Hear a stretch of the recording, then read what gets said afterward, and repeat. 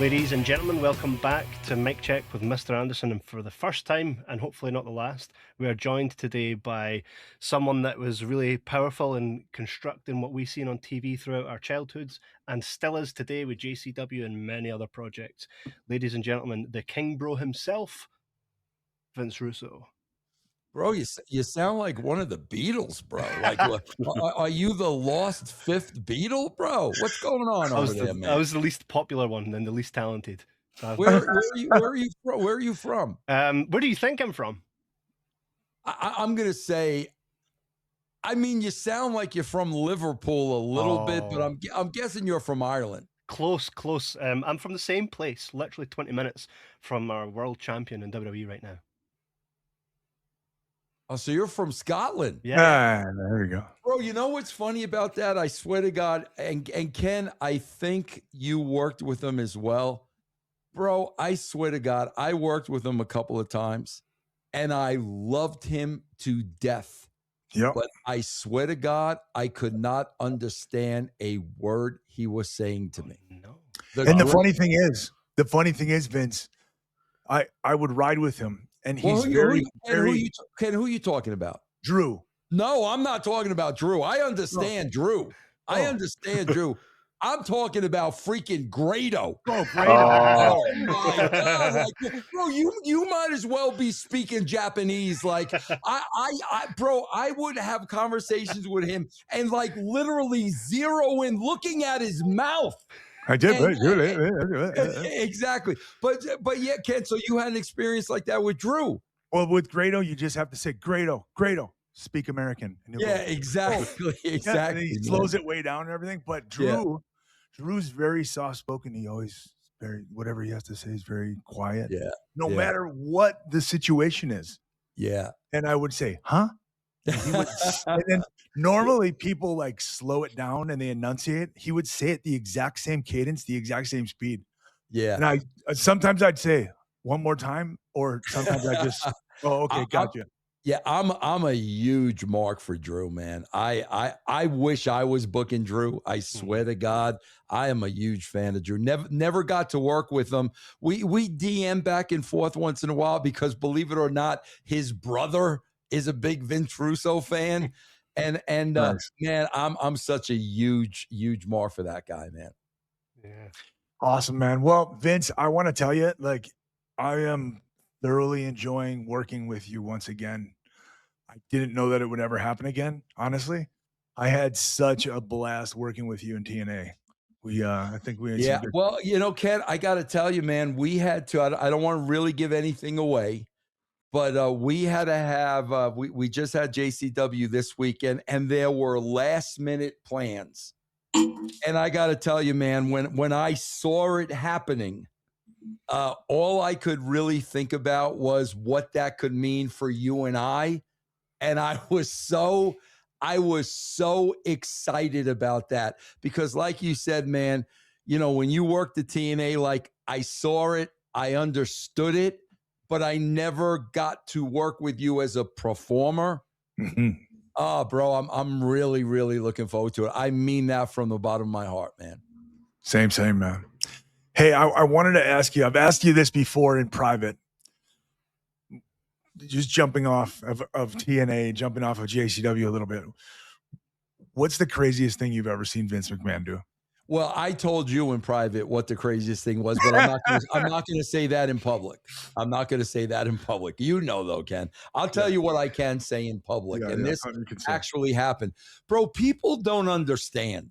Like, during the days of TL Hopper and the Goon and Mantar and all those horrible characters, okay? The WWE before the Attitude Era, they were actually in the red.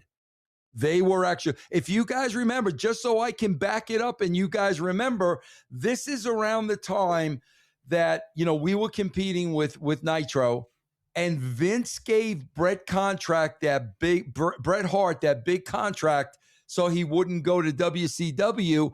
And then he realized like 3 months later, shit, I can't afford to pay him this money. I mean, literally. And that's why Vince had to call Bret in and said, brother, we can't afford to pay you. That's the financial straits that the WWE was in before the Attitude Era. So, Ken, believe it or not, people don't believe this. Not only wasn't there a private jet, bro, Vince McMahon didn't even ride in first class. He rode in coach. Wow. Vince McMahon rode in coach with the boys.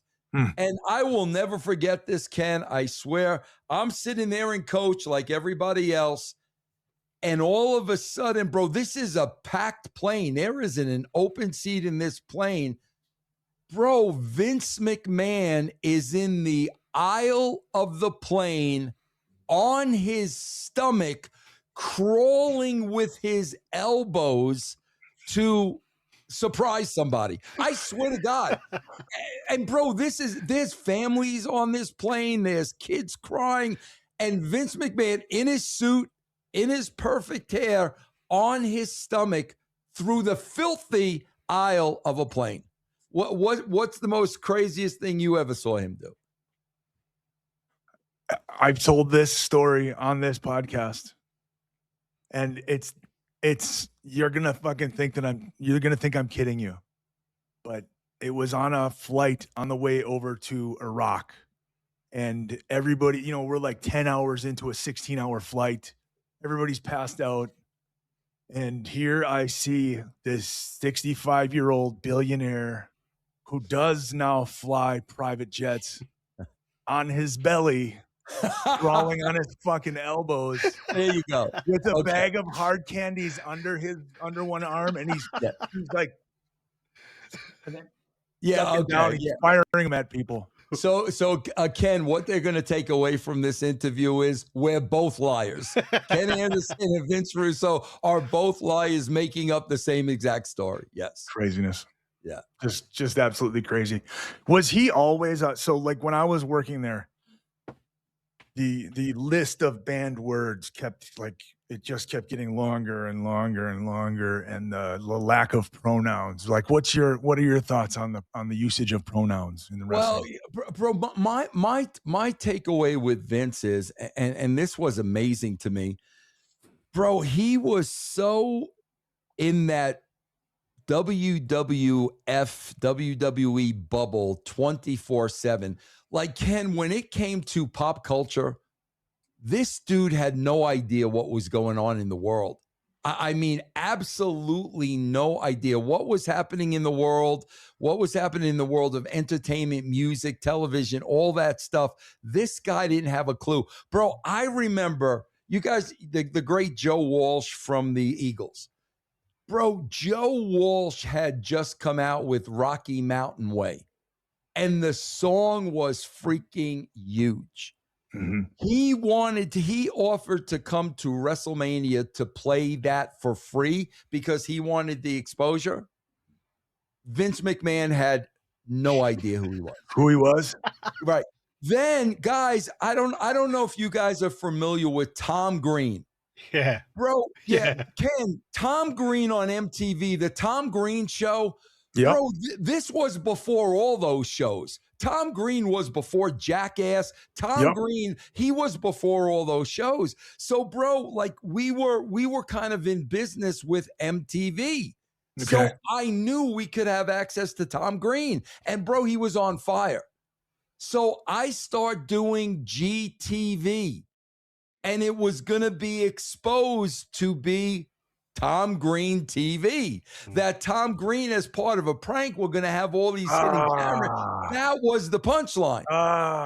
So we finally get to the reveal and what we're going to do. And I'm like, so Vince is like, okay, so what are we going to do with this GTV? And I'm like, Vince, I started writing this months ago. Tom Green, the hottest thing on MTV. It's the prank that he's pulling. Tom who? Vince, Tom Green. MTV, Vince did not have a clue. We scrapped that idea. Ken, this one's going to kill you. I'm going to give you two more that will blow you guys away. But this is a daily occurrence. Bro, I'm in his house, and it's me and him. Vince, I get this phone call from, this guy claiming to be a rock star, Ken. Claiming to be a rock star. Yeah. I don't know, Vince. He says he's with this band that I never heard of. You ever hear of them, Vince? Kiss. Stop it. Ken. There's no way. So right away, I know it's Gene Simmons, because if you're a Kiss fan, you know Gene Simmons is the businessman working every angle. So you guys got to understand, man. I joined the Kiss Army at 16. So like at this point, I'm 34, and Vince is sitting there like, Kiss, and I said, Vince, you wouldn't happen to be speaking to a Gene Simmons. Oh yeah. I think that's what his name. I think that was his name. And Ken, the funny story is Gene wanted to have dinner with Vince because, bro, that demon character on WCW, he brought that to Vince first. So Gene had this idea of he wanted to bring the Kiss characters to life and bring them on the show one by one. And he called Vince to have a meeting. Vince had no freaking idea who Gene Simmons was. No clue. No freaking idea who Kiss was. This may be my favorite, though.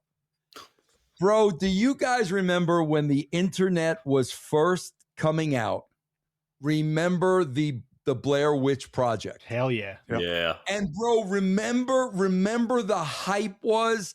Nobody knew if this was a work or a shoot. Can you remember? Nobody knew. Like, and there was such hype with the movie coming out because nobody knew, right? Yep. People were actually angry when they found out that it was a work. Exactly. So Ken, the movie's coming out that weekend. At the same time, Sable is suing the WWE, right? So, bro, it's the dead of winter, right? Me and Ed Ferrara, we get Stevie Richards and the Blue Meanie, and we go into the woods of Connecticut, okay? And we shoot the Blonde Bitch Project, okay? Bro, we got the camera up freaking Meanie's nose with snot. Like, bro, it was fucking hysterical. We could not keep a straight face filming this thing. I'm going to add another one after this. So everything's got to be run by Vince. So he has no idea we're shooting this. Me and Ed now got to bring this to Vince. So we bring it to Vince. Ken, you know, he's got the glasses at the end of the nose. He's watching this. So he says, "What's this?" So me and Ed have to say, Vince, there's this movie coming out this weekend, The Blair Witch Project. Everybody's talking about it. They don't know if it's a work or shoot. Blah, blah, blah, blah, blah, blah, blah. This is a parody of that. So again, with the glasses down the nose, nobody's going to go see that movie. Nobody's ever going to. We're not airing this. Nobody's going to see that movie. That to this day, that's never saw the light of day. Ken, this may be my favorite, though. We're doing the Val Venus vignettes. Awesome vignettes, by the way. I love them. And I'm doing them with Bruce, me and Bruce, right? Bro, we got Jenna Jameson freaking naked in Bruce's bathtub in his house with Val Venus. And bro, we weren't, Ken, you know, when you're producing, especially females, you're not sitting there telling them to take their clothes off. Right. She took her clothes off without us asking. And me and Bruce were the old Ralph Cramden, where we look at each other like hum. She takes that off and gets right in the freaking hot tub with Val, right?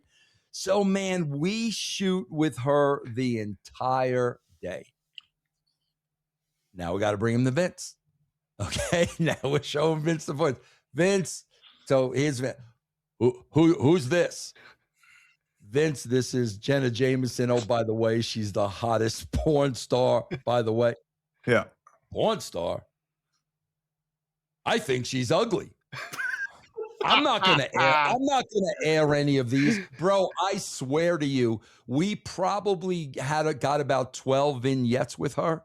I think he aired 2 because he said she was ugly. Ugly. That's insane. That's what I'm talking about, bro. When it came to like pop culture and shit like that, bro, he was so it was just WWE. That's it. There was nothing else in his life, man. Yeah, I've heard that, and I just talked about this recently here, that he didn't know that the Miz was a part of one of the hottest reality shows in the history of television on MTV. No way. Yes, no way. And People Magazine put out their like top 100 reality stars, and he was like number 10, and somebody brought it to Vince and said, "Hey, by the way, this," and he was like, "What's the real world?" Yeah, of course. And meanwhile, you know, the Attitude Era was inspired by the real world, because that was the first show of its kind. I got a lot of stuff from the real world, and I guarantee you Vince didn't have a clue. That's crazy. Crazy stuff with him, man. Really crazy. Yeah. You guys were like, during the Attitude Era, what's it like constantly chasing ratings? You know, it really wasn't that, Ken. I swear to God. And I'm the same way with JCW today. And I was the same way with every show every company I worked with. Bro, you're only going to get ratings one way. You've got to have a great, solid, compelling show every single week. And you know, remember that Nitro run was 83 weeks. That's how long it took us to stop the bleeding, put on good shows, and every week. So really, all we possibly could do was put on the best show we could do every single week. If you do that, the ratings are going to take care of themselves. Do you think the ratings are 100% legit? Like, because we've talked about this before a little bit, and your response to me was, like them or hate them or believe in them, that's what we got.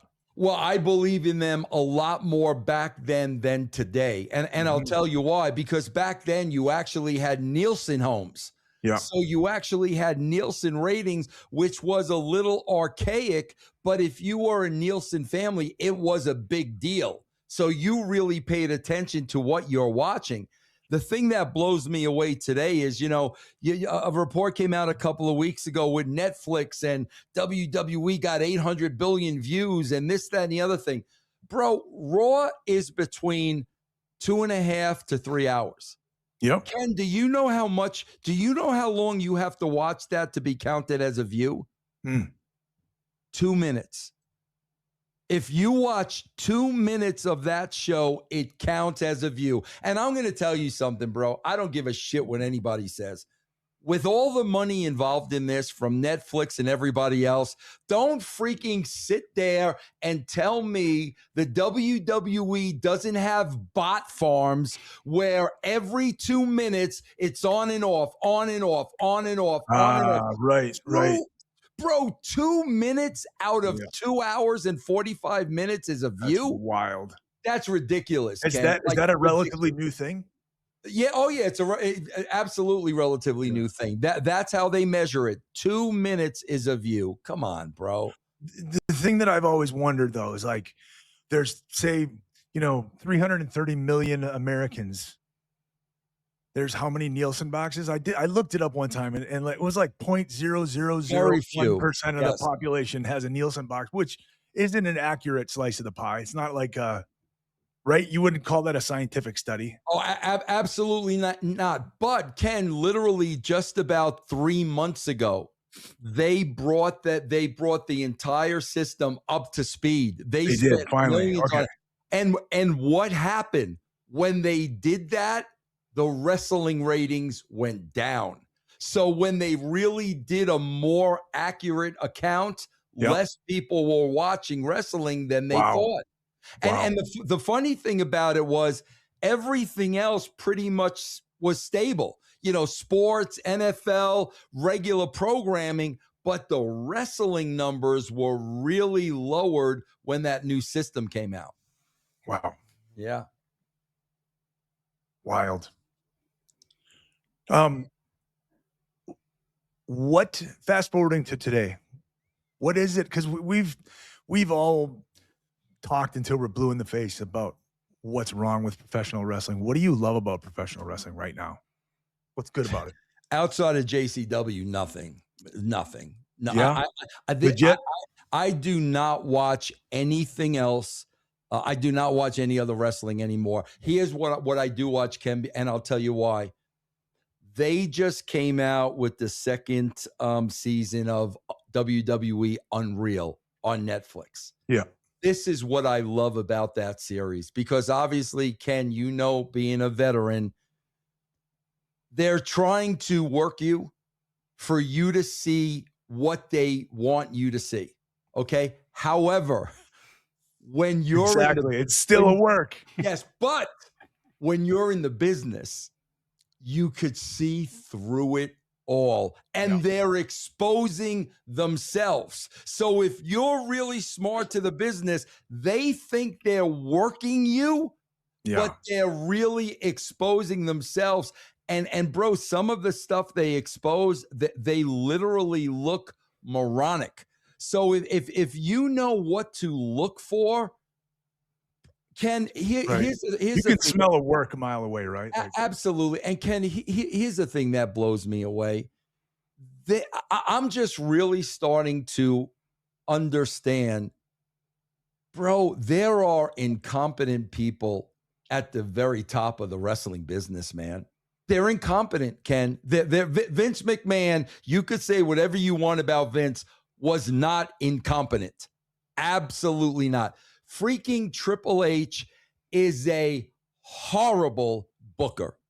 Doesn't have a clue. I don't care how many world titles you won, bro. This is television, and we need TV writers. The guy does not have a clue of how to write a television show, yet he's right up there at the top. Then right below him, Ken, what do you got? You got your Bruce Pritchard, you got your Paul Heyman, you got your Michael Hayeses. These freaking guys have been around for 40 freaking years. Time has passed them by 30 times over, but yet they're still in these spots putting out the same exact product. Bro, this is where we were prior to the Attitude Era. Before we started the Attitude Era, which was 1996, they were doing 80s wrestling. Like, time had just passed them by. They're at the same exact spot now again today. They have no clue what's on television, what people are into, what's going on in the real world. Bro, they had what was the name of the club with Ashley, and what did they call that when they were in the WWE? It was Ashley, and it was all those guys, Benjamin, and I can't remember. Hurt Business. The Hurt Business. Yeah. Ken. Oh. They had the Hurt Business. I think it was, 4 black dudes. Yep. At the same time, Black Lives Movement is all matter. Black Lives Matter is all everybody's talking about. Yep. You got 4 black guys on TV. Yep. Not mentioning it. They're in the middle of COVID, the empty arenas, so they could put on a show, and nobody's going to bring up COVID? Right. Like every single person watching this show is dealing with what's going on in their lives, but you put on the WWE, none of that shit exists. Yeah. That blows my mind, because I truly believe, Ken, that the background of professional wrestling should be 2 things. Number 1, what's going on in the world, and number 2, the reality of the wrestling business. That should be your backdrop, bro, not the stupid bullshit they come up with. Do you think that's because they don't want to piss any particular, you immediately piss half your viewers off if you take a stand? I don't think it's that at all, Ken. I think that they are so entrenched in that bubble. They have no idea what's going on. They don't know what's going on. They don't know what people are talking about. It's that bubble. And like I said, man, they've lost all their casual fans. They've got a built-in audience of of internet wrestling community marks that are always going to watch the show. As far as the millions and millions of casuals, they're gone, bro. They've lost those people, man. Yeah. Kevin and Connor, I know you guys have been sitting there patiently. I feel like we're just filibustering here, but I know you guys. I've got a question on that note, actually. So I'm interested in your philosophy on giving the fans exactly what they want. For example, right now, LA Knight getting the push and getting the world title. What's your thoughts? Wait, what was the last thing you said? So, for example, LA Knight, him getting the world title, him getting that mega push that we thought was coming for ages. Again, guys, here's what they're doing, and I'll tell you why it's so wrong. I got to show off my ringer here. I'll tell you why it's so wrong, and I'll tell you why they're doing it. Okay. Here's the problem. They're catering to an audience they already have. Okay. They are catering their show to an internet wrestling community. Here's the problem. Those people are already watching the show. They've got those people, bro. Those, as long as wrestling is in the title, those people are watching the show. The key is getting all those other casual fans, casual television viewers to watch the show. That's how you grow the audience. Here's the problem. They don't know how to do that. They don't know how to write television. They don't know how to relate to normal people. So what do, bro? They do what's easy. They cater to an audience they already have. There's no work involved. Those people are going to come back each and every week. I swear to God, Ken, I was really thinking about this today when you really break this down. Think of how ridiculous this is, guys. What has really put the WWE in a bad spot is there's no more characters. There's no more storylines. They're just wrestlers. And what they've done is they've put the focus on the wrestling. And in putting the focus on the wrestling, they've gone to 50-50 booking. You win one week, I win the next. You win one week, I win the next.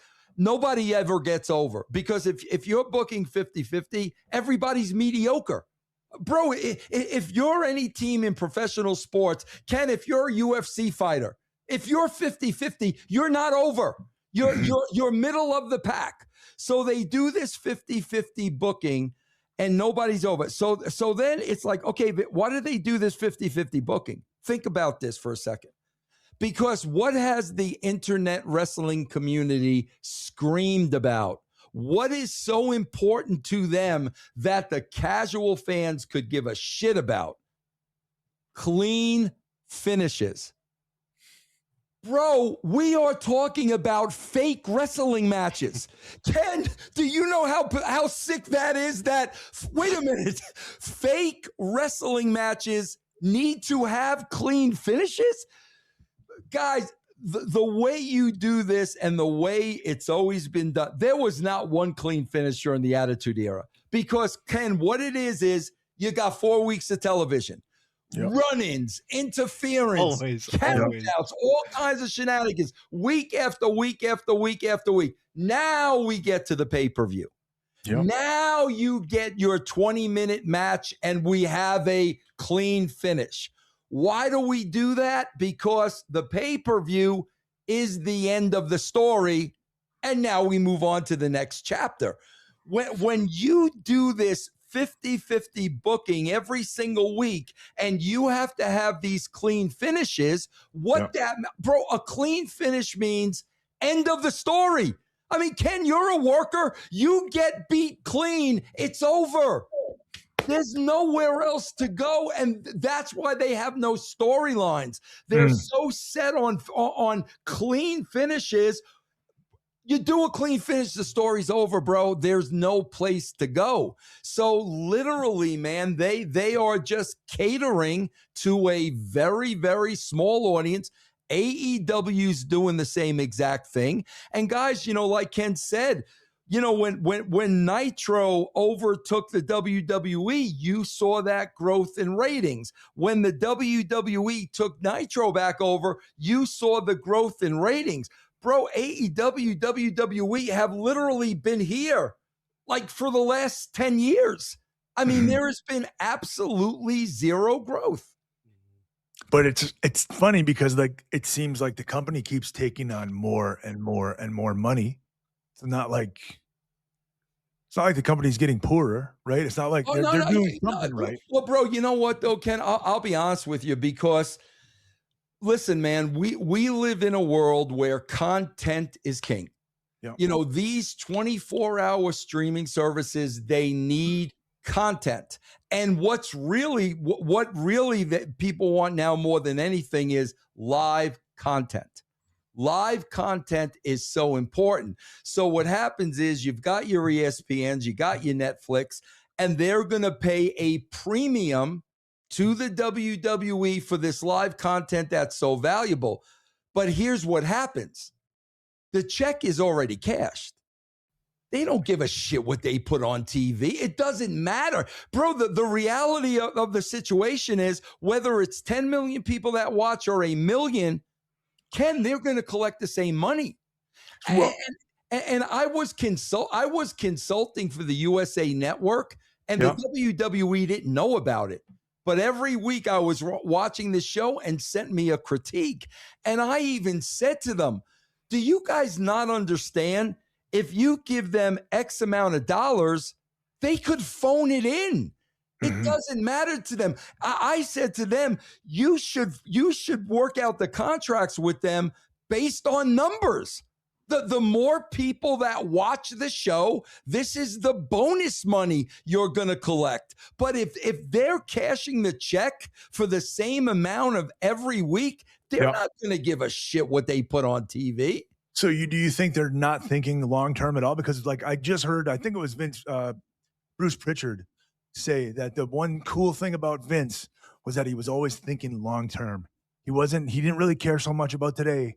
He knew he had his finger on what was going to be coming down the pipeline. Do you think they're just looking completely short-sighted right now? Yes, and I'll tell you why, Ken. And I saw that while it was happening. As they're taking on all these deals, you know, okay, SmackDown is on the USA Network, then Raw is on Netflix, then we've got Saudi Arabia, then we got ESPN. Bro, let's be honest and give Nick Khan all the credit in the world. Nick Khan's out there cutting these deals, okay? And it's a smoke and mirror show because a lot of these network executive still believe Stone Cold Steve Austin and Rock are on the show. So it's all smoke and mirrors. He's selling them a bill of goods, okay? And they're slapping down a lot of money to get this content. But Ken, I said this as it was happening because I'm a writer. Bro, the more people that are buying into your product, the more people you have to serve. The more masters you have to serve, bro, the more you're bastardizing your product, because now you've got to create hours and hours and hours and hours of television. So now basically, Ken, the goal is we've got to fulfill these contracts. We need 2.5 hours of Monday night, you know, for Raw. How many hours is Netflix? We got to make sure they got not Netflix, NXT. We got to make sure they get those 2 hours. Holy shit, bro. Now we got SmackDown. They got to get those hours. Now we got to produce Unreal. So the more money you take from your masters, the more and more content. And Ken, you know damn well wrestling can't work that way. It's got to be plotted out. You've got to have storylines, but they're literally going from show to show to show to show to fulfill all these contracts. And the best the product is going to be is mediocre at best. That's the best it's going to be.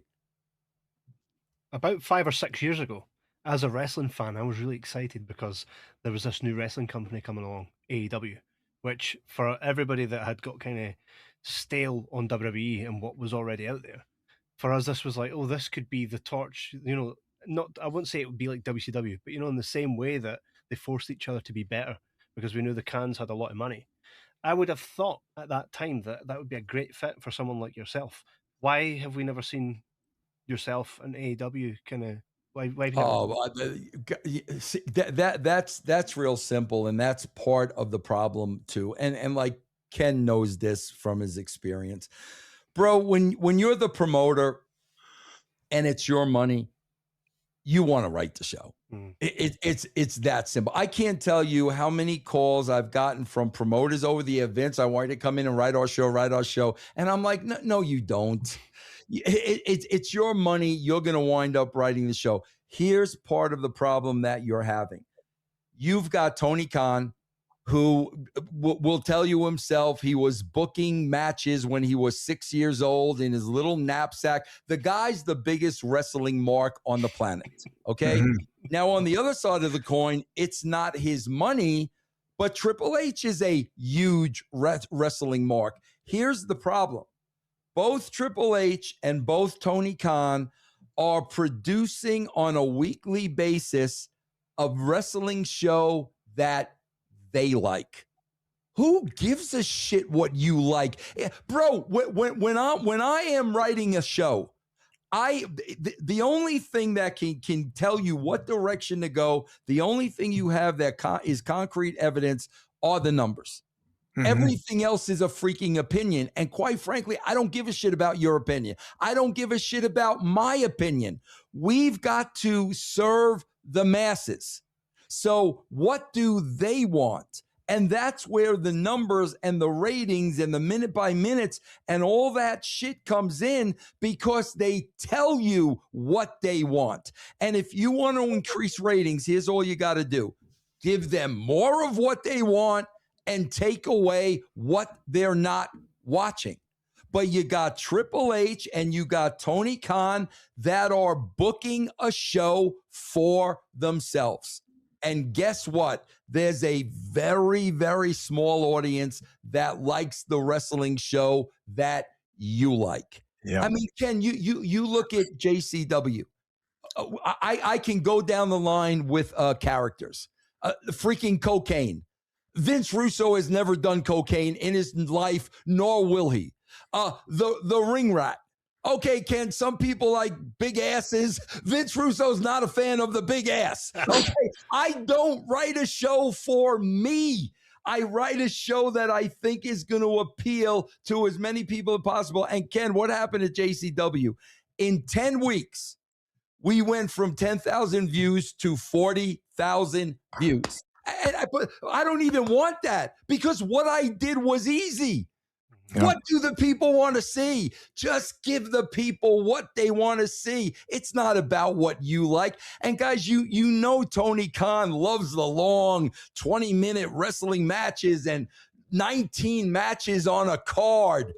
Brother, there's only a very small audience that likes that shit. There's a whole other world out there, man. Do you not see? Sorry, I was going to say, do you not see Tony Khan as an actual character himself? Like, I think he'd be, bro. I swear to God, that would be the only reason I would watch. Didn't he do some stuff? Didn't he come out in a? Yeah, bro. I swear, if Tony Khan was a character on that show, that would get the only thing to get me to watch that show. That's a shoot. I said this on Renee Dupree's podcast just the last week. I said, that, you ever watch South Park? And do you ever remember an episode where the Jonas Brothers were refusing to wear these purity rings, and Mickey Mouse strolls in and he's like, "What's with that? Wearing those purity rings, huh?" That's Tony Khan. Yeah. See if you could get that on TV. I would love that. I would watch 100%. I've heard that he hates wrestling promos and stuff like that. I asked Dave Lagana a long time ago at TNA. I was like, why does every show always start with a 15-minute in-ring promo? You know, it was like I was sort of like parroting what I had heard. That's sort of the complaint from the internet wrestling fans. And he said, like, that doesn't get ratings. That one of the greatest matches ever was on Raw was like a 3-segment match between Austin and Kurt Angle, and they tore the house down, and it got like the worst. It was like one of the worst rated segments ever in the history of Raw. I have to tell you this. And I am telling you, this is what they don't want to hear in wrestling. And this is why Vince Russo is blackballed from wrestling. I could tell you guys this. From 1996 to the very last show of Lunacy, Thursday, okay? From 1996 to Thursday. How many years is that? 30 years? 30 years, guys. Every company I work with. Every week I get a graph of the show. Every single week, a graph. Every time there is a match, no matter who's in the match, down. Something's going on backstage, spike. Match, down. Backstage, spike. This has been going on for 30 years. It's as clear as day, and it's nothing against the wrestlers. That's the casual viewer. The casual viewer ain't watching it for the wrestling matches because they're not wrestling fans. So they want to see what's going on in the back. They want to follow the stories. When the match comes on, we tune out and we come back. Mm-hmm. Bro, that's a fact. We have proof of that over the last 30 years. And what do you got? You got the two major companies in the United States, WWE, AEW, and what's the focus? Wrestling. The part of the show that the fewest people are going to watch. And it is all there in black and white. This is not opinion. This is all fact. So why is that? Why? What are they? Are they just like, fuck it? They're wrestling. They're wrestling marks. They're wrestling. Triple H wants to see wrestling. Tony Khan wants to see wrestling. They're wrestling marks. It's that simple. And Ken, I'll tell you something else too. People always say to me, I'm always, the pole matches and the gimmick matches. Bro, when you have a gimmick match on your show, that gimmick match will outdraw every traditional wrestling match. And let me tell you why. Because if I'm a casual fan and I got my remote control and I'm going click, click, click, click, see what's on, see what's on. If it's a wrestling match and I'm not a wrestling fan, I'm not stopping. If somebody's on a pole, if somebody's in a cage, if there are three ladders. Because Ken, what happens now is that's not a wrestling match. Now it's a spectacle. Yeah. Now it's a spectacle. Bro, you know how many times I did the old in the parking lot with the headlights? You know, the guys are going to fight outside with the headlights. Yeah. Anytime it's outside of the traditional wrestling ring, the casuals are going to tune into that because now it's a fight. Bro, every single time, if there was a cat fight in the freaking women's bathroom, it would outdraw every freaking match on the show. But this is what your wrestling purists, and let's go back to Dave. Why do you think Dave Meltzer hates Vince Russo? Dave Meltzer hates Vince Russo because I've proven everything he believes in is ass backwards.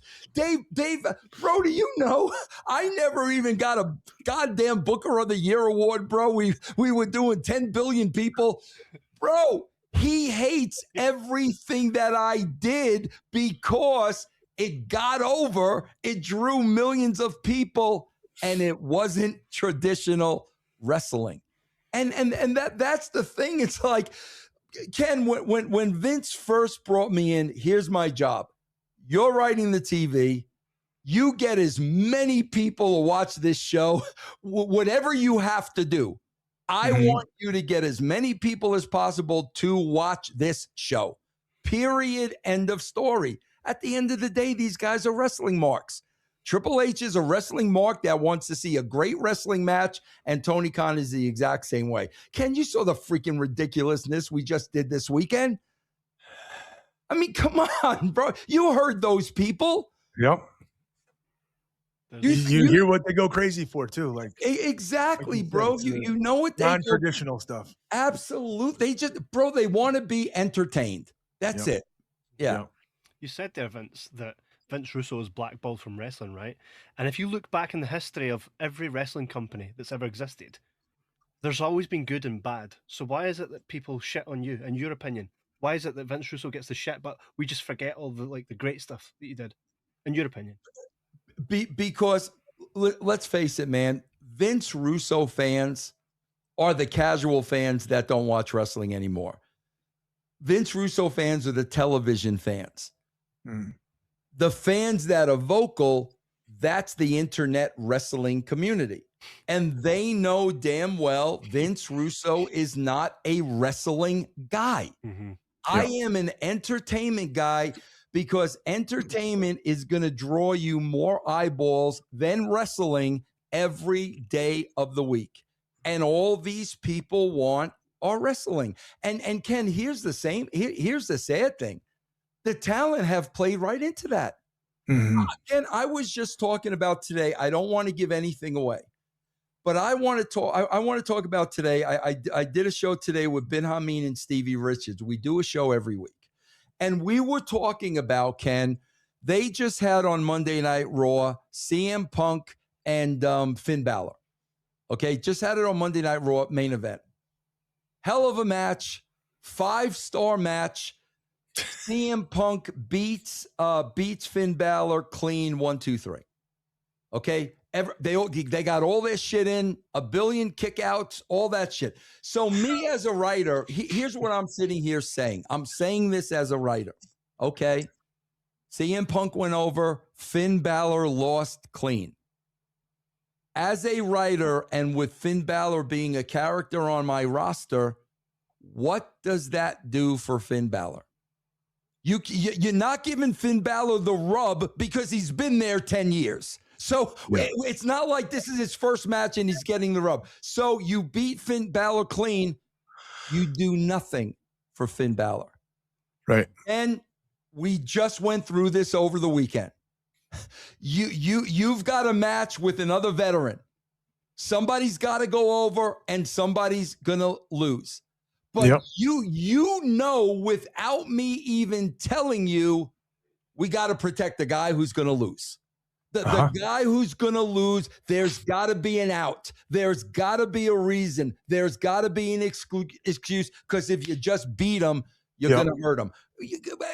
And what do? And it's a way to keep telling stories, too. Absolutely, Ken. So we come out with the winner we wanted, but then the loser is covered. We protected him. And if you guys know Finn Balor, right? You know the coup de grace.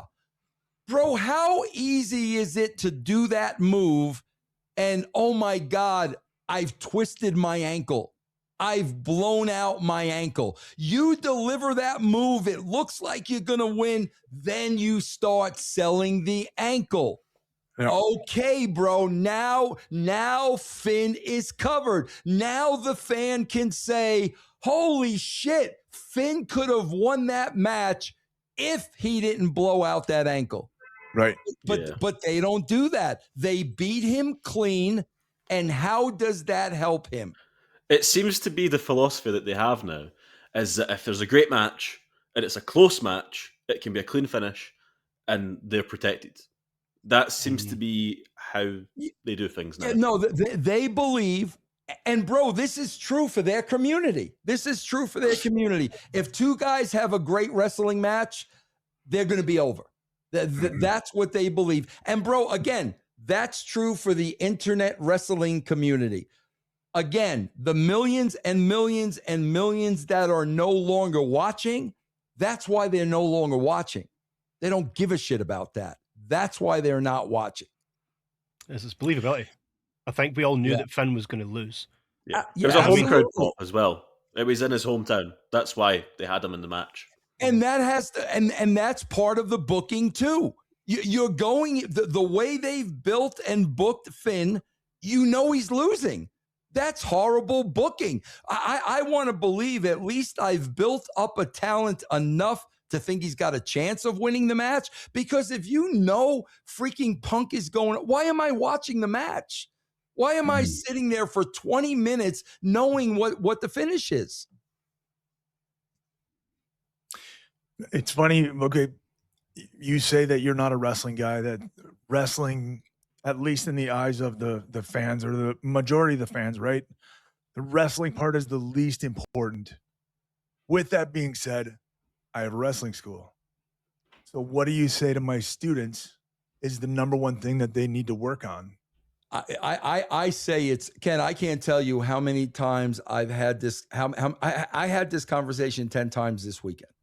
Okay, here's the bottom line, guys. And Ken, please tell me if you disagree with this, and I'll be totally cool. Guys, I truly believe this. If you are athletic, if you are an athlete, bro, you can teach anybody wrestling moves if they're athletic and they're an athlete. You could teach the same moves to 1,000 different athletic people. And sooner or later, with reps, they're going to get down the move. Okay. So now what do you got? Now I've got 1,000 really good wrestlers. Okay. When I'm working with Ken Anderson, and Ken Anderson is athletic, and I could teach Ken Anderson these moves, and I know Ken Anderson is going to learn these moves, here's all Ken Anderson really has. Ken Anderson. There's only one Ken Anderson. I don't care if 1,000 wrestlers know the same moves. There's only one Ken Anderson. So with Ken Anderson's personality, we're going to sit down. We're going to magnify that. We're going to make this unique to you. There is not going to be another Ken Anderson in the company. When I'm on a show with 10 matches, I want people going home remembering Ken Anderson. So, Ken, to me, that's what it really comes down to, the character, because you can't be duplicated. And I don't care who you are. There's only one of you. So that is the one thing that we have to get over. Ken, I swear to God, this is how I knew we were in trouble. I'm going all the way back to 2005 at TNA. Now, Ken, I was used to, in my career, WWE, WCW, I worked with pros. And what I mean by that is, guys, this was a business. How much money are we making? What do you want us to do? It was pros, dealing with guys like Kevin Nash and Austin and Ken. They were pros, okay? All of a sudden, bro, sometime, I swear to God, this is 20 years ago. And I'll tell you where I think it started, Ken. I'm at TNA, and all of a sudden, Scott D'Amore started bringing a lot of these unknowns in from Canada and the Detroit area. This is where the Machine Guns came in, and the Young Bucks came in, and Petey Williams, and all these types of people came in, right? Yeah. So I'm trying to teach these guys character, and they just want to talk about the match. So, Ken, here's what happened, and I'll tell you exactly why we're where we are, and you're going to know I'm telling you the truth. So, guys, as time's going on, first of all, they don't want to listen to me.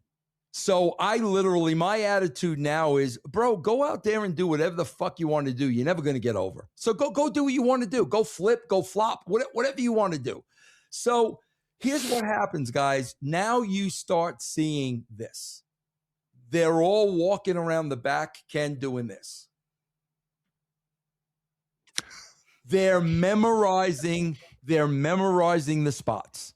Yeah. You guys, that's all you see backstage at a wrestling show. They're all doing this. So, guys, what does that mean? Let's really break this down and of what that means. And I knew this then. Here's what it means.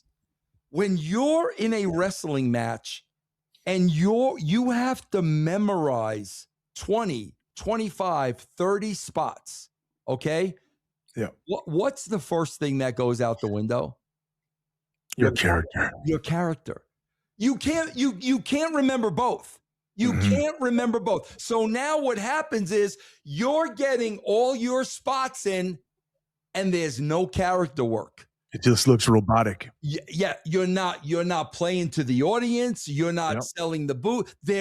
Everybody's doing the same thing. The first thing to go out the window is the character. So now what do you have? Now you've got a card, and now you've got a company full of wrestlers. Everybody is the same. And you guys, you can go back to the 70s, you can go back to the 80s, you can go back to the 90s. It was characters first. And Ken, you know, being a good character, what else does that do? It freaking prolongs your career. And less falling down. Yeah, you guys understood that. You guys always talked about the bump card. How many bumps do I got on the bump card? So when you got a great personality, now all of a sudden you're adding 5, 10, 15 years to that career. Now, when you're a businessman like a Ken or a Kevin or a Scott Hall or anybody, you're understanding that. That comes into play. So the less you have to do wrestling-wise in the ring, the more you're going to extend your career. And what's the less wrestling-wise? Character work. So do you have suggestions? Again, and I'm open to suggestions, because the wrestling isn't as important. How do we go about practicing that character stuff without just doing the same thing over and over again? Promo night. You know what I mean? Yeah. You got any suggestions? Yes, I really do have suggestions. And I swear, man, this is the hardest thing for wrestlers. And I don't understand, because I've been an on-air character, and this was the easiest thing for me, Ken. And I don't understand why it's such a mental block with wrestlers. Okay, Ken, what they need to do is they need to put themselves in the scene. If you are in the scene and you know your character and you know your story and you know your opponent and you know what story you've been telling, nobody needs to give you a freaking script. You know what I'm no you know what's going on. Like when I do those scenes with Vito, I know what Vito did last week. I know what I'm gonna say to Vito. We don't have one word on paper. We're going with the show. But here's the problem, Ken. The minute you hand them that piece of paper, now they think they got to memorize it. Memorize it. Yep. And here's what happens. Now, when you're memorizing it with your head, you're taking the heart. This is what I tell wrestlers all the time, Ken. It is not what you say. It's how you say it. Yeah. That's what it's all about. It's not the words. It's how you deliver the words. And Ken, that just blows me away, because that to me seems to be the hardest thing for wrestlers when it comes to character work. Just working with you the other day, I came up to you and said, what do you got? Because we had a pre-tape, and you said this. You just said you versus so-and-so. Right. And I was like, and you were like, that's it. Right. Okay. And then I went and put my own spin on it. Yeah, and bro, and let's face it, even what you and I did, what's the first thing we did? Here's the first thing we did. We loosely played off reality. Am I right? So now if we're playing off of reality, and this shit kind of happened that way, well, right off the bat, we know what we're talking about. You know, it's a shoot that I worked with you. It's a shoot that you have a reputation. It's a shoot that I have a reputation. Bro, you start playing off that stuff, and now people are going to buy into it and believe it. Bro, in wrestling, when you memorize a script, you could see it a mile away, man. A mile away. Bro, I still see scenes in the WWE, Ken, they're reading off a prompter. It's like SNL. You could see them. You could see them. And I'm like, how do you get to that level, having to read off a teleprompter? How does that even happen? It's no reps at all, no practice doing it, just doing it on the fly. Yep, absolutely. And I think, too, a big problem with today's product is they don't get a chance to put in any reps. It's great for their bodies. I'm not complaining in that regard, but it's a catch-22, because they're not getting the reps. Absolutely. When you take those house shows away, and not only that, Ken, here's another thing. We are seeing a lot of injuries because, they go home, they watch this Japan shit and all this other shit. Now we're going to go back and we're going to try that. Bro, they're rehearsing it the day of. Yep. It's Kenny, like you said. No, it's not like we got 4 house shows and we're gonna practice this every single day, bro. They'll take an hour the day of and work something out for the first time. Ken, I swear to God, I really wish somebody would do a study with real numbers of the number of injuries today compared to 10 years ago, compared to 20 years ago. And that's the reason why. Yep. Well, Vince, it's been an absolute blast talking to you. I love it. We could sit here and talk for hours. Yeah. Did you tell me you do 12 podcasts? Ken, I already did today. My first one was at 7:30. I had a second one after that. This is my 4th one today, and it's about 2:00. I could have probably did a couple of more, but this is my 4th one today. It's 2:00. Absolutely. Well, I got to tell you something. I want to tell everybody this because, a lot of times in wrestling, like shit happens and you got to change things, So we went into this weekend with some plans that needed to be changed. But I got to tell you this. I swear to God, bro, I am so excited about the possibilities, just, knowing you and just the fun and the creativity and the unpredictability. So, man, if you guys are watching this show, you are watching this show because you're a huge fan of Mr. Anderson. These guys you might like a little bit, but probably not so much. But you're a big fan of Ken Anderson, and I promise you, I'm not going to ask Ken how old he is. I promise you, if you watch JCW Lunacy Thursdays at 7:00, you're going to see the best Ken Anderson you've ever seen. I promise you, because I know what's still in there, Ken, and I really, really look forward to it, bro. Thank you, bro. Thanks a lot. And thank you guys for having me, man. I really enjoyed it. Thanks a lot. Pleasure. Truly was ours. All right. The pleasure's all yours. All right. Take care, guys. Thanks.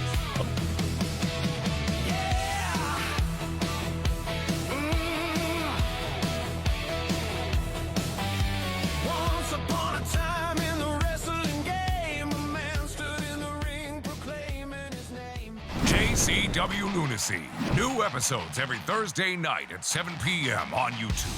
For over 25 years, JCW has delivered the very best in pro wrestling entertainment, bringing fans deep storytelling drama, gut-busting comedy, and unbelievable in-ring action. From wild characters to unforgettable rivalries, JCW has built a legacy that spans generations of fans. Whether you've been watching since day one or you're brand new to the chaos, there's never been a better time to join the madness. Oh, take a look at this! Tune in every Thursday night at 7 p.m. on YouTube and catch up on past episodes right now. JCW Lunacy. It's more than wrestling, it's a way of life.